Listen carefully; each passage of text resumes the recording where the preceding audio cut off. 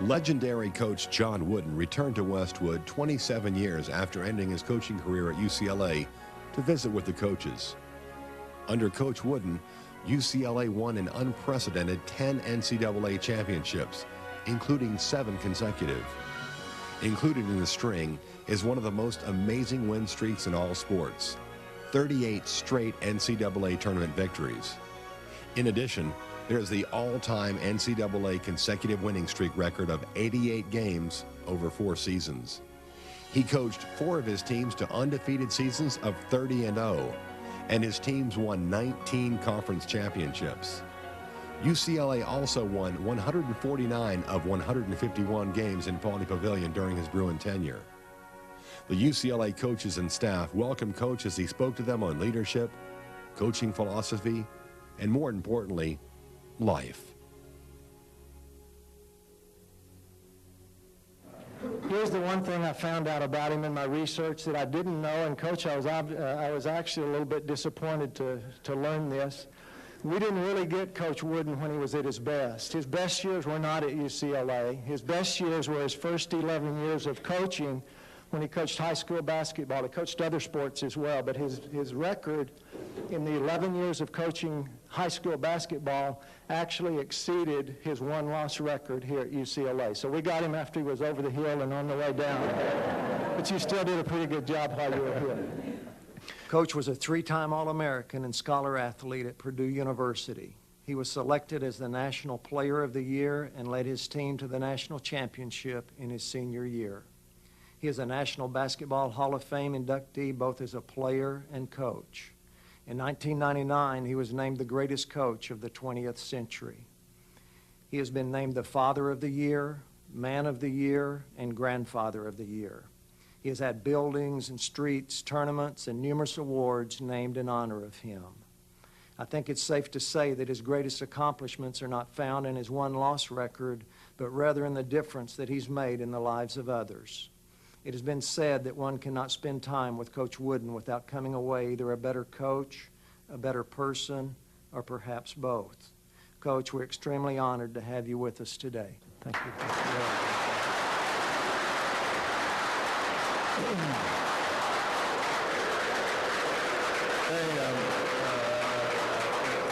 Thank you, Bobby, for all that trivia.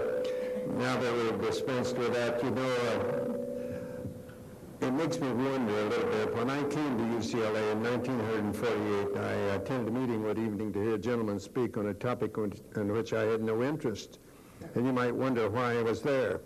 Perhaps for the same reason that some of you are here, I don't know. I won't get into that, but I was new at UCLA, and someone under whose supervision I was asked me to be there, and I thought it wise because I'd already had a peek at the basketball players with whom I was going to work.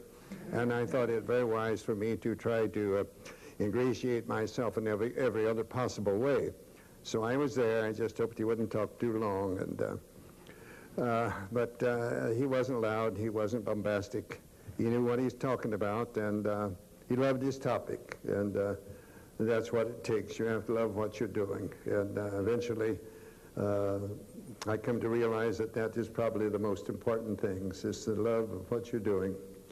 I was here 27 years, and now, in a sense, I've been away for 27 years, the exact number, but I really don't feel I've ever been really away. Now, Bob had asked me to talk a little bit about leadership, and, you know, there's so many different types of leadership. We're all different, and we get results in different ways. I don't think that Paul Brown had his success the same way that Vince Lombardi did. I don't think that Walter Alston had it the same way that Tom Lasorda did, and they could go on and on. There's different types. You have to be yourself. And if you try to be something else, then well, that's cheating when you try to be something else. You just have to be yourself, not try to be something you're not. I wouldn't want anything that I would say to feel that what I say is right and someone else is wrong, because that's not true. There's just so many different ways. Over 40 years ago, I picked up this little booklet. Over 40 years ago, I found it very, very helpful to me in so many ways. There's things in here. It's called the Art of Living. And there's, I think, 17 or 18, forget exactly how many different sections, maybe more, 23. I am really off again. But there's so many on there. There's one section in here on leadership. And I thought, and just thinking about this, and I might give some of the ideas here on the leadership. I've written all over it too, on all the different things that are here. And leadership. Leadership, simply and plainly defined, a leader is a man who has followers. The leader deserves to have followers. He has earned recognition. Authority alone is not enough to command respect.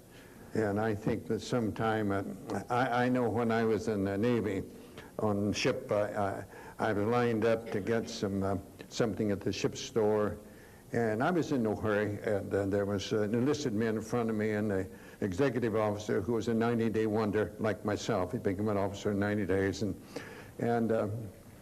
he said, go at the head of the line. And I said, I'm in no hurry. I said, go at the head of the line. I said, I'm in no hurry, and some of these men maybe are in a hurry. He said, I said, go to the head of the line. And I said, I'm in no hurry. And he said, you're on report. Go see the captain, which I did. And the captain said, what is this, Mr. Wooden? And I said, well, Commander Crow put me on report.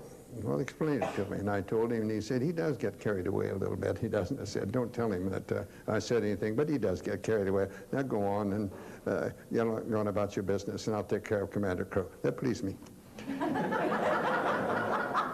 The leader is a servant. The master of men expects the ideal of leadership in a democracy and said, and whosoever will be chief among you, let him be your servant. The leader sees things through the eyes of his followers. He puts himself in their shoes and helps them make their dreams come true. The leader does not say, get going. Instead, he says, let's go, and leads the way. He does not walk behind with a whip. He's in out front with a banner. The leader, and I think this is extremely important, assumes that his followers are with him. Those under your supervision should never feel that they're working for you. If they're working for you, I think they'll punch in and out, and that'll be it. If they're working with you, they'll put in the extra time. They're always working with you, not for you. And they'll share in the rewards. The leader glorifies team spirit. I think a true leader helps bring about team spirit. The leader duplicates himself in others. He's a builder. He helps those under him grow big because he realized that the more big men in the organization, the stronger the organization will be, and the stronger he will be. The leader does not hold people down. He lifts them up. He reaches out his hand to help his followers scale the peak. Scale the peaks. I'll get it right in a minute. The leader, and I like this, the leader has faith in people. He believes in them, trusts them, and thus draws out the best in them. He has found that they try to rise to high expectations. Mr. Lincoln again said, it's better to trust and be disappointed occasionally than to distrust and be miserable all the time. The leader trusts those under his supervision, and I think that's extremely important. He believes in them. The leader uses his heart as well as his head. After he's looked at the facts with his head, he lets his heart take a look too. He's not only a boss, he's a friend. The leader has a sense of humor too. He shouldn't be a stuffed shirt. And the leader should be able to laugh at himself, and we all should be. And we can't laugh at ourselves, I think we're in trouble. The true leader has a humble spirit. The leader can be led. The leader's not interested in having his own way. He should be interested in finding the best way. Keeps an open mind. That's what I tried to, one of the things that I tried to get youngsters under my supervision while I was here. I had didn't try to direct them as far as religion is concerned, as far as politics is concerned. I just wanted to have something which they believed, have reasons for stand up for that belief, but always stay open-minded.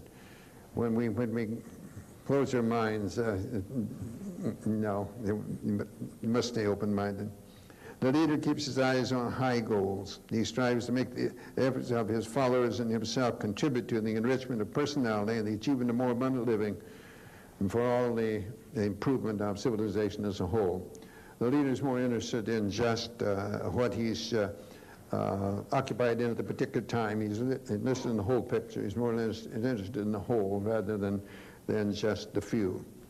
The leader has team spirit. I put in my pocket, I think, and I forget so many things. Some of you know I like poetry, and I dabble in it. I'm not very good. One of my granddaughters says I'm a rhymer, but I've got some of the youngsters that I had under my supervision write. And one of them recently wrote to me, and he said, "Coach, this is you." And he said, "You're a hunter and a seeker, not for silver or for gold, not for treasure or for pleasure or for anything that's sold. You're a connoisseur of living as you move along life's way with no worries of tomorrow, for you have found today." I like that because I tried to teach that today is the only day that really matters. It's absolutely the only day that matters. Yesterday's gone. Nothing that happened yesterday will ever change. Tomorrow can be affected only by what you do today. That's the important thing. I wanted my players at UCLA each day in practice to think of it only this is all that matters. It's this particular day. I wanted that for roughly 2 hours. Then after that, I wanted to forget it. Then they become just a student at UCLA. But for that 2 hours, you're a basketball player at UCLA, and that's all. And then once you have your mind on anything else. I know she may be pretty and all that, but I don't want your mind on her during that 2 hours. Just completely dismiss everything else from your mind but basketball for the next 2 hours. Another player recently, and I just got this, even though it looks a little like some copies were made for somebody else. They called it team spirit, and I think the leader should glorify team spirit. The leader says, "I have audited a solo performance and spectacular flashy display, but I crave for the best, and my eyes are more blessed when an unselfish team makes a play. A play that's so perfect and simple, with the weaving and roll with a roll, every piece partly seen like a fine-tuned machine, and you notice not one, but the whole. Like an orchestra tuned to perfection, where harmonious beauty is found, every note has a quest to be a part of the rest, and the whole is a masterpiece sound. Every wild one, once blinded by glory, is now earned in one of the fame. He received his esteem as a part of the team, and is eager to sacrifice fame. It is amazing what teams have accomplished. It's astounding how much they have done when the ultimate call was one is for all, and the credit is reached for by none." I think that same thing applies to all of us in our positions. If we're looking for the individual acknowledgement of it rather than as a whole, then I think that we're not setting an example of what true leadership is.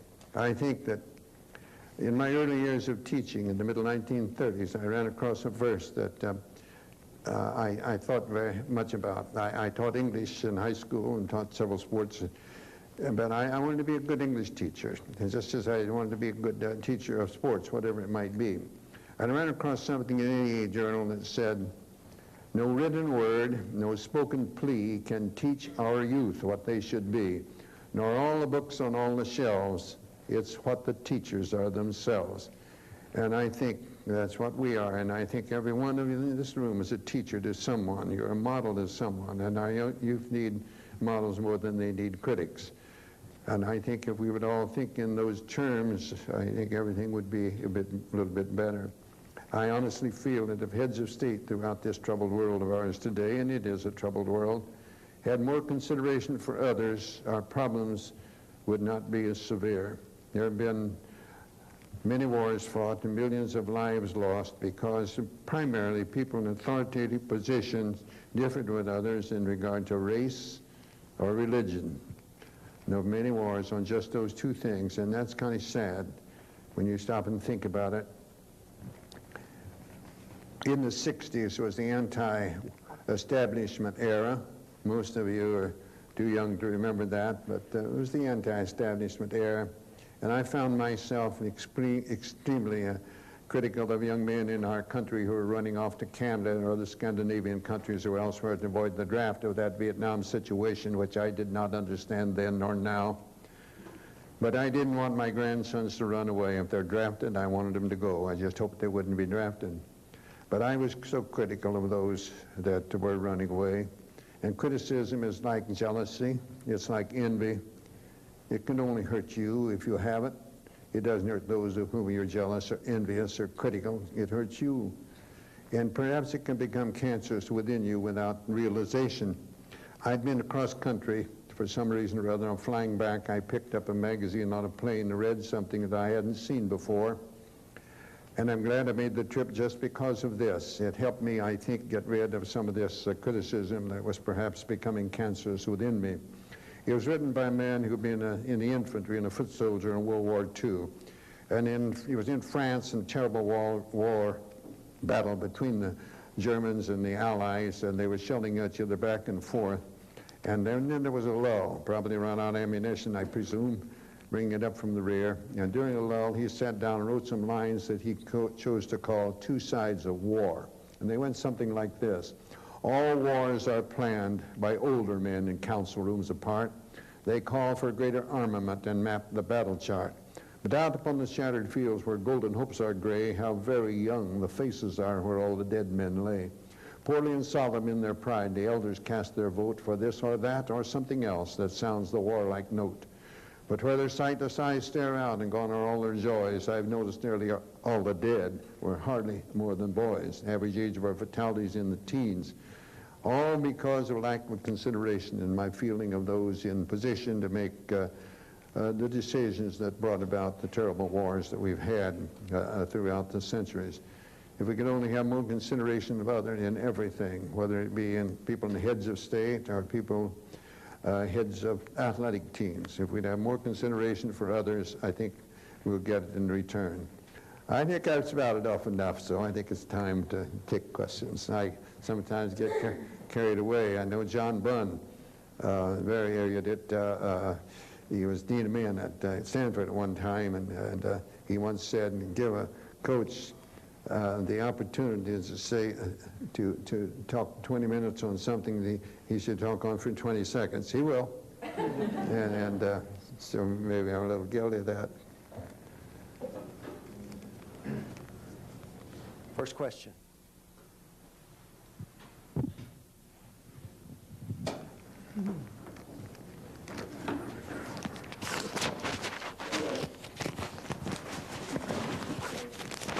Coach Wooden. Hi. In your books and studying your coaching career, you've talked a lot about process first, end result. Mm-hmm. And how did you keep your players focused on the process rather than the end result, to stay in the moment when they have a big game on Saturday that they're thinking ahead to stay in that practice during that time period? Well, those things aren't easy, but I did believe always that Cervantes said the journey is better than the end. And failure to prepare is preparing to fail. If you're going to have confidence in yourself that you can be able to execute near your own particular level of competency, not trying to be better than somebody else, because you have no control over that. But you should have control on making the effort to become the best of which you're capable. And if you can get that idea across, don't worry about the opposition. You might be surprised to say that some of my players would tell you that they oftentimes never heard me mention opponents. Bill Walton used to say that, because he says a lot, you know. He said they used to get the managers to run out and then get a program to find out who they're playing that night. But I tried on that I spoke briefly on today. You've got to concentrate on today. You forget the past. If you permit yourself to get too engrossed or concerned in regard to the past or what's happened in the past, it's going to affect what's going to happen in the future. I think it's like if you permit praise, earned or unearned, or criticism, deserved or undeserved, If you let either one of them affect you in any way, it's going to affect you only one way, in my opinion, that's adversely. Either praise or criticism can get you either way. You've got to accept both, all of it in a sense with a grain of salt. Learn from it, and then forget it. Always be learning from it. Just that concentration on today. Vivian Larimore said, I've shut the door on yesterday, its sorrows and mistakes. I've locked within its gloomy walls past failures and heartaches. And now I throw the key away to seek another room and furnish it with hopes and smiles and every springtime bloom. No thought shall enter this abode that has a hint of pain, and envy, malice, and distrust shall never entrance gain. I have shut the door on yesterday and thrown the key away. Tomorrow holds no fears for me, for I have found today. Today, you've got to concentrate on. You've got to put the past out, learn from it, and then forget it. In this world that we're all consumed with right now, I have a hard time explaining to our student athletes why athletics are important. And I'm pleased with the fact that they realize that it's not the end of the world. But it's kind of like what Ronnie was asking, keeping them focused on the day-to-day, and I'm just wondering your thoughts on talking to student athletes in this world today about why it's important to go out there and flip. For the peace, the tranquility they'll have within themselves, knowing that they made the effort to execute near their own particular level of competency. I never felt you should try to be better than somebody else, but you should never hang your head if somebody else is better. You should hang your head when you know you didn't make the effort to do the things that would enable you to execute near your own particular level of competency. Trying to get that across to them. An example, I think that maybe I got this early from my father on the farm back in Indiana. He said, never try to be better than somebody else, and always learn from others, and never cease trying to be the best you can be, and then your head can always be up. My senior year in high school, we played for the state basketball championship. Now, none of you know what that means, but easily the Indiana State High School Basketball Championship, that's far more important than the NCAA championship, at least to the people back in Indiana. And we lost the championship game. It was the third game we played on that particular day. They did it, it was funny. We lost the championship game by 1 point, and I think I was the only player on our team that didn't cry. Now, I think I felt as bad as anybody else, but I hadn't done anything that would prevented me from executing near my own level of competency. I tried hard. I didn't have anything to feel sorry about, bad about. The other team was better, and I felt that way. And I think that comes from the teaching earlier of Dad, and that's the idea that I tried to get across. Sports are wonderful.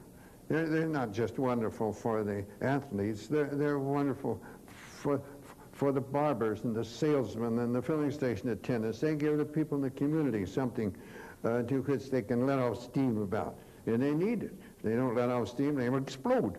And I think that's what they're good for. Sports are good for more than just the participants. If we think they're only good for the participants, do away with them. But they're due for, in my opinion, they're such more. They serve a very important purpose for the community and for the individuals, and I think they teach many things. I think they can help bring about more consideration for others, and that's what we need in life, as much as anything else is just true consideration for others. How did you select your team captains? Now, you shouldn't be asking me questions. I should be asking you questions with all the wonderful success you've had. Tremendous respect and admiration for you. I didn't believe in captains, Al. I think the voting captains, I think, becomes a popularity contest, and I found that early, that is not a good idea. If you believe in doing it, you do it. I just giving you my own opinion. I think it became a popularity contest, so I appointed captains game by game. Sometimes there's some years that we might, at the end of the year, I'd have the players vote on an honorary captain, but didn't like cut that out too because that became popularity too. So I had to appoint captains game by game, and each after. Well, I could study ahead, and there'd be certain captains I want to be captain for this game, and another one for this game, and so on. But I'd rotate them, and I was at UCLA 27 years, and 3 times I selected a captain for the entire season. My 3rd year at UCLA, I had a guard, Eddie Sheldrake, that some of you know, a very outspoken young man, still is, but he had been a starting guard for the 2 precincts. He's the only returning starter I had, and he had the qualifications that I wanted. He was a leader. He worked hard and set a great example on the floor, and I made him captain for the entire season. Then came many years later, in 1967, I made Mike Warren the captain for the entire season. He's the only returning starter from the year before. The other 4 starters are going to be all first-year men. Freshmen weren't eligible. They're all sophomores. The other 4 starters, pretty good ones too. Alcindor, little fellow, not bad. And Shackelford shot out of the corner pretty well. And Heights was a fine all-around player. And Lucius Allen had pretty good abilities too. And Mike Warren, because the only returning starter, I made him starter for the entire season. And I never did that again until the last year I taught, and that was in 1975. I had 1 returning starter from the year before. I had lost 2 superstars in Bill Walton and Keith Wilkes, and I had lost the starting guards. Tommy Curtis and Greg Lee had been starting guards 2 years, so I had only 1 returning starter, Dave Myers. And he was great. He was a leader. He was a leader. He worked hard, and he set the great example and everything. So I paid for the entire year. I don't believe we had a bit of repercussions from any of the players in my doing that those years. And I think we would have had oftentimes if you have an elected captain. So I didn't believe in that. Now, that's just a short way of explaining how I feel about captains. Okay. You've always been very well balanced and had your priorities straight. How do you, can you give us some tips on how to do that? On keeping our priorities straight and being well balanced in life? The 2 most important words in our language are love and balance. You have to have balance in everything. In basketball, now for example, the sport of which I was, when I came to UCLA, I went on vacation. Now all I did was basketball. At Indiana State for 2 years before I came in, I was the athletic director. I was a head basketball coach, the head baseball coach. I coached the course. I taught the course in basketball. I taught the course in baseball. I taught an English class, and I finished my thesis. And then I came to UCLA and went on vacation, just for 27 years, just basketball. But you have to keep the balance. In basketball, I want offensive balance, I want defensive balance, I want squad balance, I want rebound balance, I want offensive balance. Balance in almost every aspect. Now, we can't have those things unless we have mental balance. And we can't have physical balance, which is extremely important, unless we have emotional balance. So we have to have mental balance, emotional balance, physical balance. We must know in the execution of our fundamentals, we've got to always be in physical balance. We got to have our feet just wider than their shoulders. We have to have every joint flexed and relaxed. We have to have the hands close to the body. Where do I get those messages? From the head. So we have to have mental balance. Now, if we get all upset and I lose my emotional balance, then I'm going to lose all things. So balance, you just have to work on keeping things in perspective. I think balance is nothing more than keeping things in proper perspective. Don't get carried away.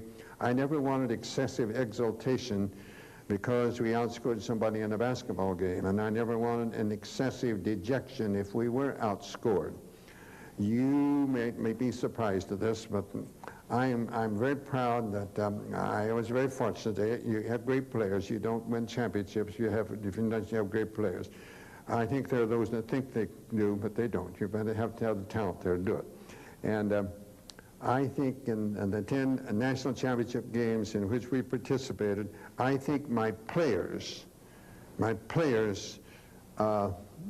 celebrated with less making fools out of themselves than any other team I've ever seen win the national championship. And I believe it, and I'm proud of that. It was of course, near the end of every one of those games, we had the game won in the last minute, and I did have a timeout, and I did say, now, young man, when it's over, I'm very proud of you. You're very, very proud of you, but don't make a fool out of yourself. Let the alumni, let the alumni and the fans do that, and I don't want you to make a fool out of yourself. Well, it's merely trying to keep things in balance. I tried that. I definitely, and I think if you talk to my players, I did say 2 hours a day, I want nothing but basketball. I want 100% basketball during that practice. That's all I want. But that's over, you're not a basketball player. As soon as that's over, you're not a basketball player.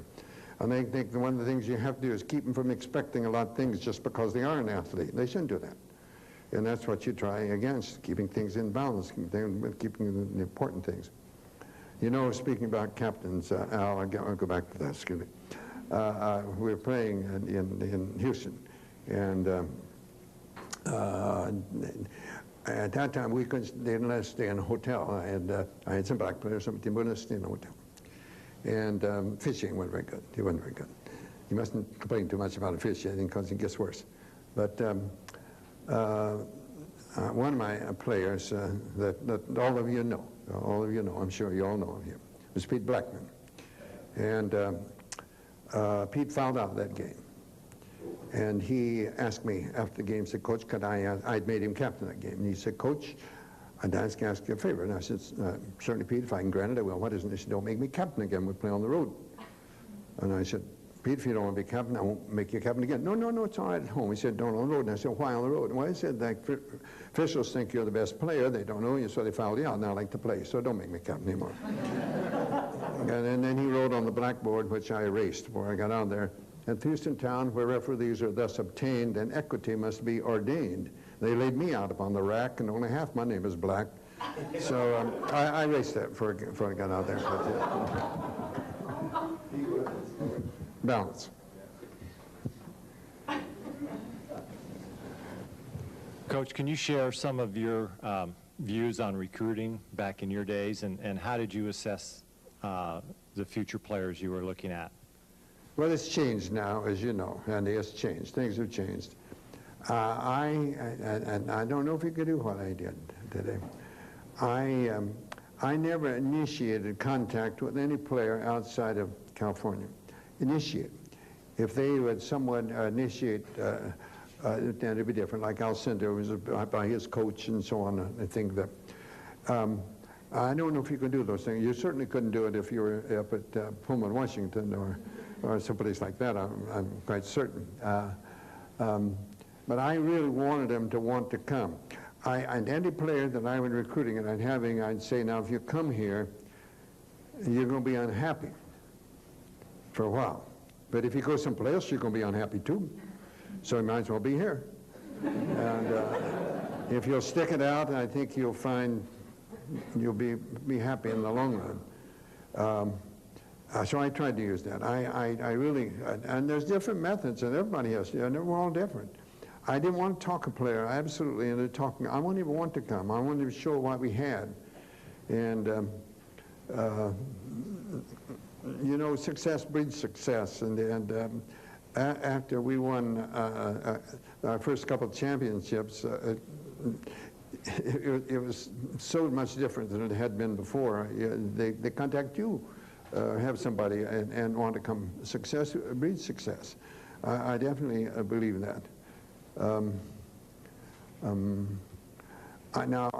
I did something of the Southern California players night together, I had worked out and had a survey, or not a survey, something I'd send out.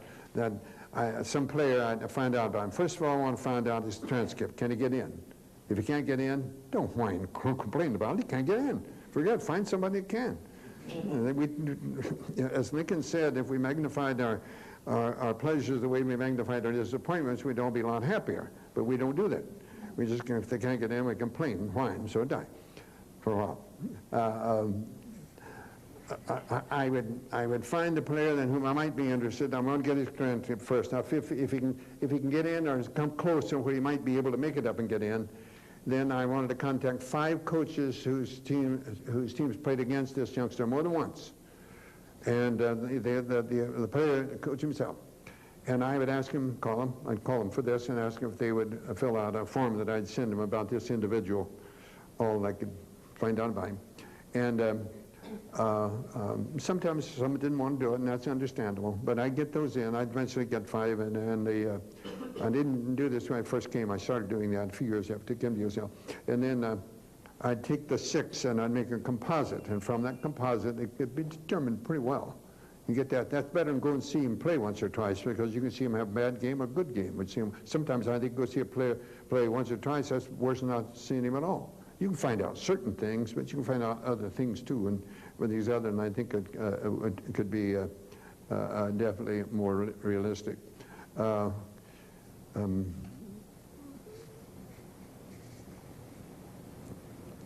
wanted quickness. I wanted quickness. I'd give up some size to get more quickness. Now the others take the other. They'll give up some quickness to get more size. I wouldn't do that. I wouldn't do that when I was teaching baseball or whatever sport. I wanted quickness. I wanted quickness. But I wanted it under control. I didn't want activity without achievement. And you can have a lot of it. You know, I had a player one time. Official said, "Boy, he sure is quick." And I said, "Yeah, he sure is. Never gets anything done, but he's sure quick." He wasn't under control. So I wanted quickness, and then I wanted composure, and I believe in the composure very, very much, and to give you a good lead on him. Speaking of recruiting, you know, I don't know if you heard this story or not. This fellow was an avid golfer and fisherman. Oh, he loved golf. I think he was a football coach. I think he was. I don't know. I think he was a football coach. And he passed on. He went up to heaven. And he's up at the gates, and St. Peter said, "Your name?" And he gave me his name. He looked through the books. Yes. Coach? Yeah. Well, does seem to qualify anyway. Let's see, he said. But he said, "There's something else you have to do." And we said, "What's that?" He said, "You got to visit hell." We said, "Why do you have to do that?" And St. Peter said, "I don't make the rules. I just have to enforce them. I don't make them." "Well, how do you do it?" He said, "We take that elevator over there." So he took that elevator. He went down, punched hell down deep into the bowels of the earth, and the door opened. Oh my, he'd never seen anything so beautiful. There's a stream, the fish are hopping up and jumping up. And he sees the golf course in the distance. Oh my, flowers, everything is beautiful. And he stands enthralled, and he stays there. Finally, he got back on the elevator and went back up. Went over to St. Peter, and St. Peter said, "Well, what do you say?" He said, "I know heaven is wonderful. I know it has to be. But for my particular interest, what I just saw, it couldn't compare." No, St. Peter said, "If you want to go to hell, go ahead." So he went down the elevator, he went down, opened the, whoa, there's the devil with a pitchfork. They're torturing people in the background. There's no stream, there's no golf course. And he said, "I don't understand this. What in the world happened?" St. Peter said, or the devil said, "We were recruiting then."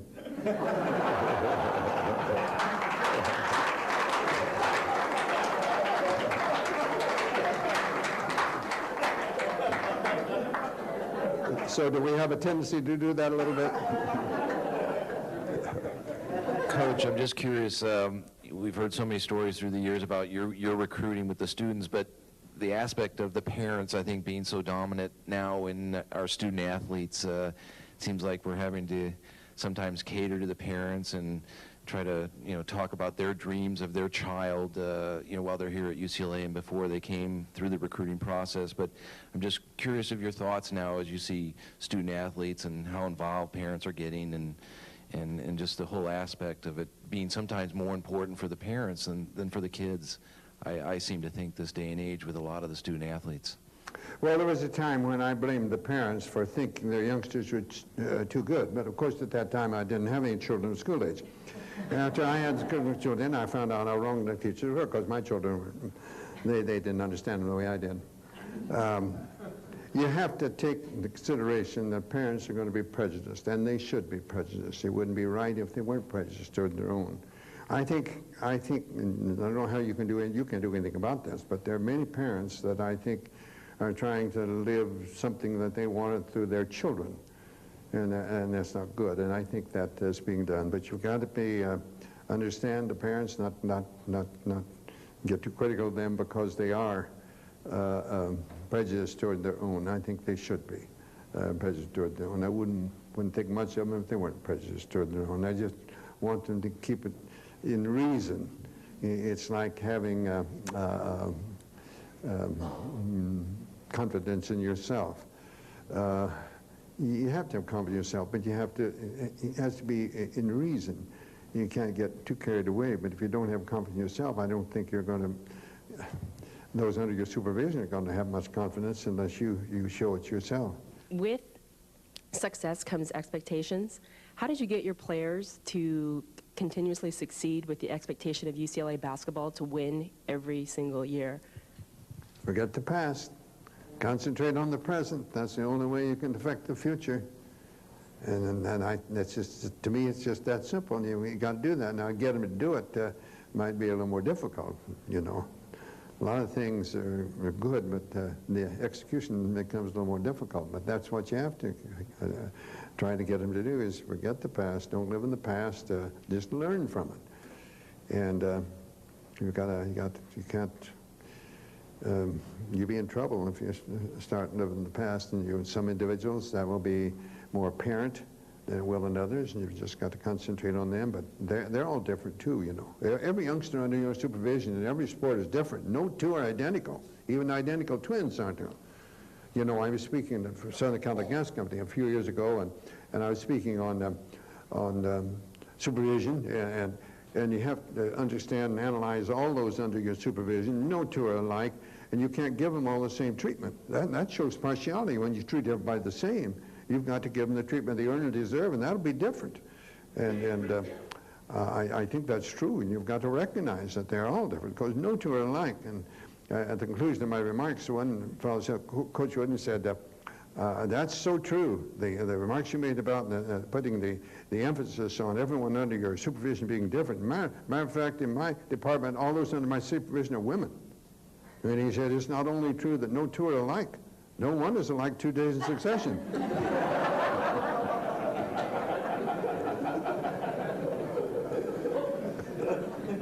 You think that's true?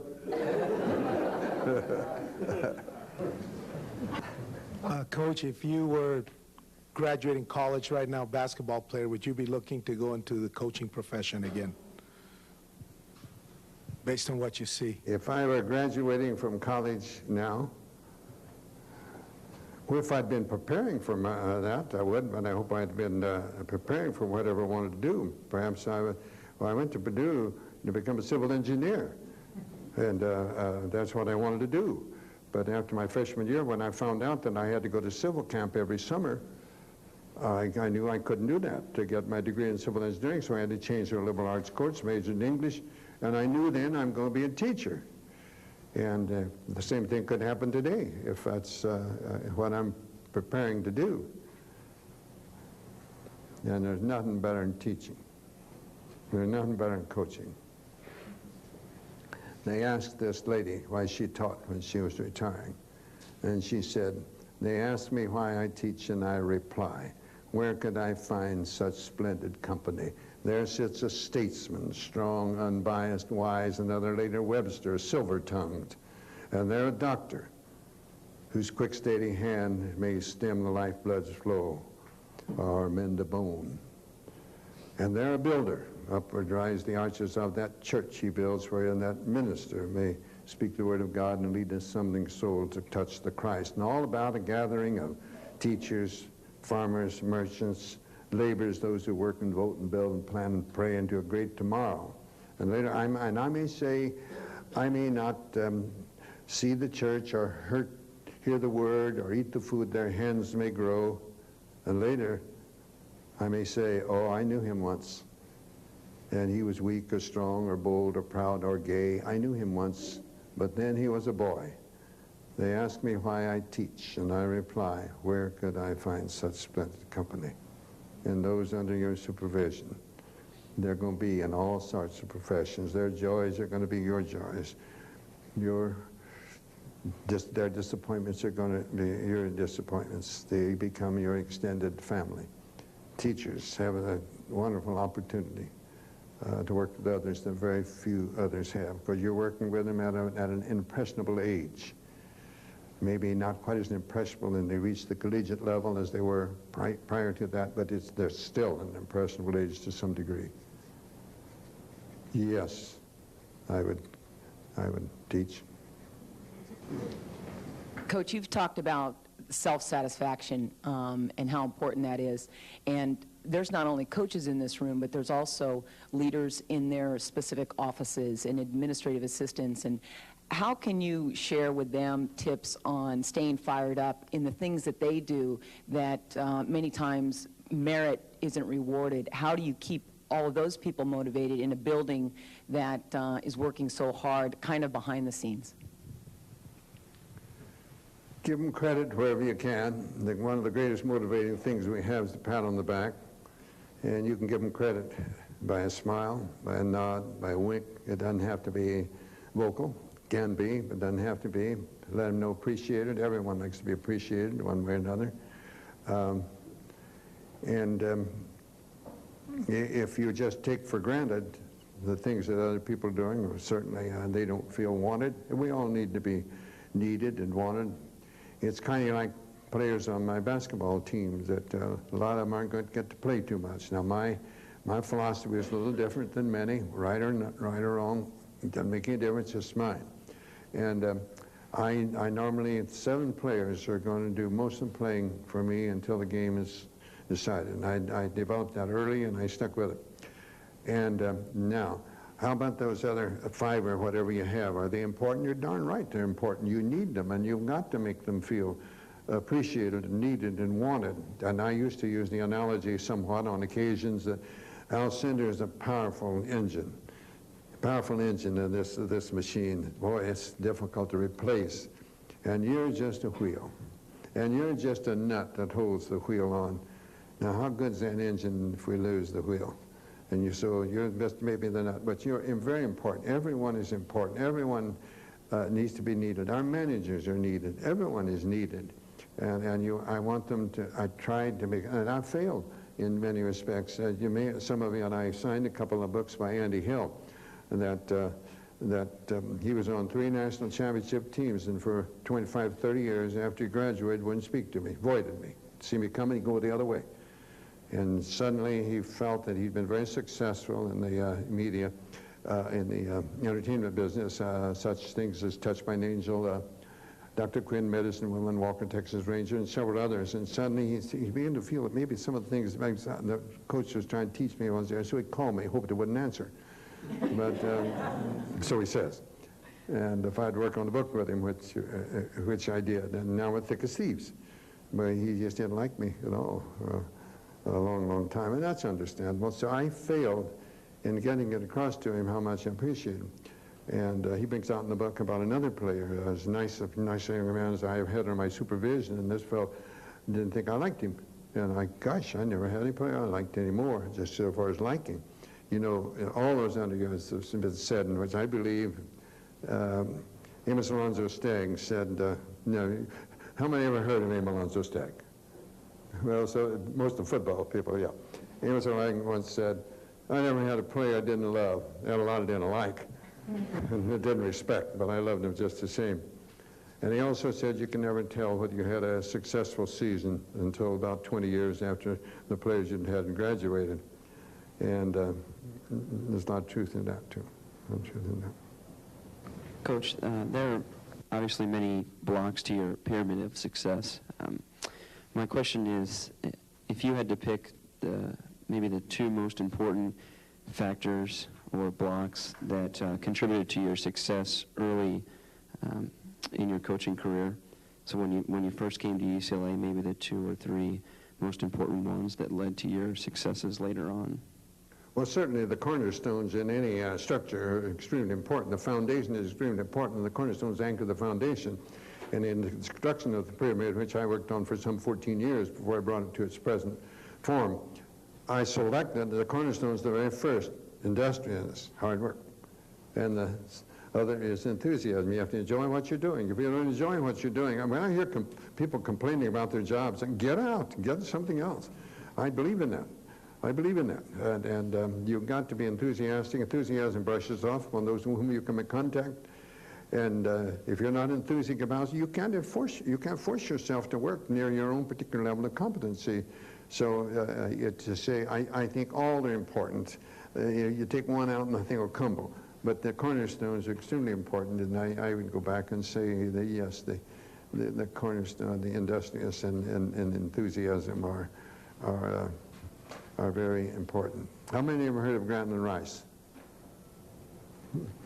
Yeah, great sports writer, wrote a lot of things in verse. I like that too. And he said, you wonder how they do it, and you look to see the neck. You watch the foot in action, or the shoulder, or the back. But when you spot the answer where the higher glamours lurk, you find it moving higher up the laurel-covered spire, that the most of it is practice, and the rest of it is work.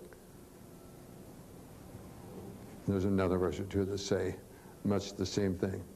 Industriousness, the cornerstone of success in whatever you're doing. And success is not outscoring somebody. It's making the effort to execute near your own particular level of competency. Sometimes that other fellow is better. That's all right. We don't like to admit it at times, but practically every sport in which the opponent, which one team outscores the others because they were better. Maybe not all the time, but that all that matters is that one particular time. And we can look around, make excuses and everything else, but that's what eventually it boils down to. If we can open up our minds to that fact, that's usually what it is. Coach, I'm going to ask a question, if I might. I doubt that any coach in here will ever experience an 88-game win streak, but hopefully all of our coaches will experience long win streaks at some time in their career. Could you reflect back on an 88-game win streak and talk about how you dealt personally as a coach and how you tried to help your team deal with the pressure that mounts as you begin to build a win streak like that, how you dealt with that? It's kind of like forget the past, as I've mentioned. I can't dwell on them. You got to take each. It's the old trite thing. You got to take one at a time as they come and play each one at a time. If you start dwelling on the past, it's going to affect you. To have a streak like that in anything, you got to have the talent, and we're fortunate. But as you win, more talent comes to you, and so we had great talent for that occurred. But you know. You can't worry about what the media is saying. You can't worry what the alumni are saying and the others, and that's what I tried to keep my players away from. Don't worry about that. Let's just execute on ourselves to the best of our ability. Let's prepare each day to try to be a little better. We're not going to get a lot better any day, but we can get a little better. No reason why we shouldn't get a little better. And let's not lose a day, because you can't make up for a day lost. That's sort of the approach that I tried to take with him. You might be surprised to hear me say this. It was almost a relief when we lost. Almost a relief. I don't think I wanted to, but it was almost a relief, I thought, for my players more than as far as I personally was concerned. Now, had we got up close to the old record, had we lost, say, the old record was 60, and if we'd lost on, we got up in the 50s and lost, and we got up in the 40s one other time and lost, and that was not very good.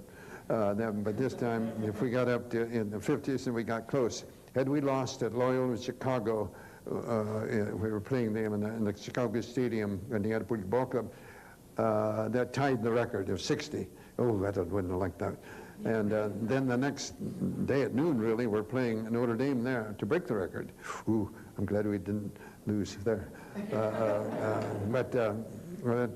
Then we won 27 more before we lost, and then we lost at Notre Dame too. But it was almost a relief. But I didn't want them thinking of trying to. How can you keep not when they're reading in the paper all the time? That's your problem. But you just got to accept them that they don't play the game. You're going to play the game. You'll determine, not what the papers say. And just try to work on that. And invariably, I feel Bob, that there will be some players you've got to really kind of get this across to better than others. Fortunately, in that spring, I had two great leaders, and that helped tremendously. In this day and age, with the dollars that are out in professional sports, you see a lot of high school students that might be thinking of coming to university as a stepping stone, wanting out to the professional ranks. If you were coaching right now, would you be looking at those student athletes, or would you rather be looking at the people who would be there 4 years, 3 or 4 years, to build chemistry? I'd be looking at the same ones as I looked at then. I'd be looking for players that I thought can help us, and then I would do everything I could to convince them, as I tried to do anyway, that the education is going to be with them all their life, and their basketball is only going to be for a comparatively short period of their life, even if they go in and play pro ball. The average length of a player in the pros and the NBA, I think, is under 4 years. And education can be with you. So I concentrate, but I concentrate on the same ones. I want ones that have the grades to get in, and then try to impress on what I consider to be the most important, the only reason for being there. UCLA is a great university, not just because they have outstanding athletic teams, because it's a great university and get a great education. I think there's too much emphasis placed today, as I read comments here and there of the teams, the college teams are hurt because these teams are. Gracious sakes, the talent's out there so much there, you're not going to get it. 3 years ago, I believe, Duke just lost terribly. They're really going to hurt. They're going to be bad the next year. Yeah, all next year and the end of the year, they're number one. A couple of years ago, Arizona, they just lost terribly. They were pretty good last year. They did a pretty good job. So there's talent out there. Then you can't spend too much complaining and whining about what you don't have. You better make the most of what you do have. But I'd go after the same ones and try. I think more emphasis should be placed actually throughout to try to better impress, very difficult, the value of the education. Coach, thank you so much for being here with us today. I know for a fact, having had the opportunity to visit with Coach Wooden a few times over the past few years, that he has an incredible relationship with his former players. Not just a few of them. I bet you can count on one hand the players that he coached at UCLA that he doesn't know exactly where they are and what they're doing right now.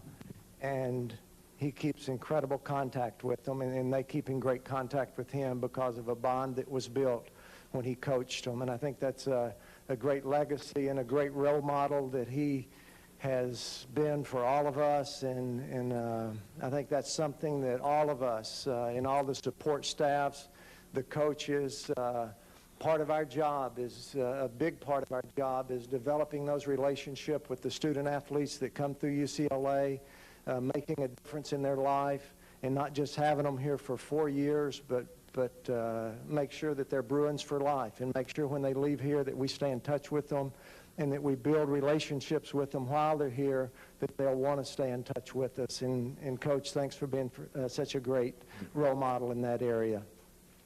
It's going to...